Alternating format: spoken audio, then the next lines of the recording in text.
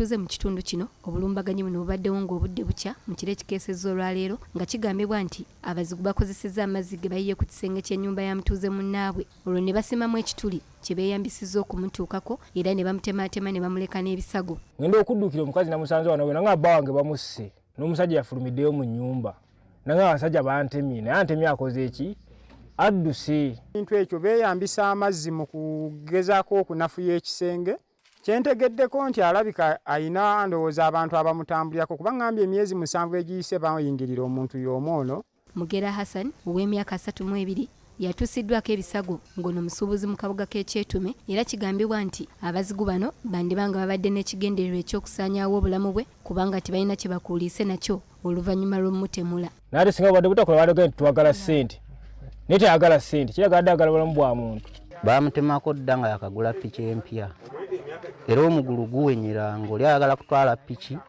Kati abatuuze bagamba nti mu kiseera kino bali mu kutya okutagambika nga basaba ab'ebyokwerinda okwongera amaanyi mu byokwerinda naddala ku byalo byabwe.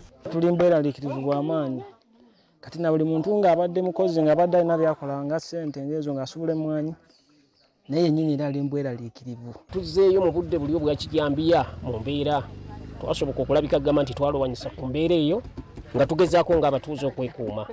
Kafyu ffe twamugondera kafyu ssaawa emu tubeera waka naye ate bo tebatwala buvunaanyizibwa okulondoola ddala kupatolinga nti abantu bali mu nju kubanga abakozi b'ebikolobero beeyambisa omukisa guno. Ye Mugera Hassan tumusanze mu ddwaliro Villa Maria ng'apokya na bisago era ono n'okutuusa kati luno alunyumya nga lutabaalo.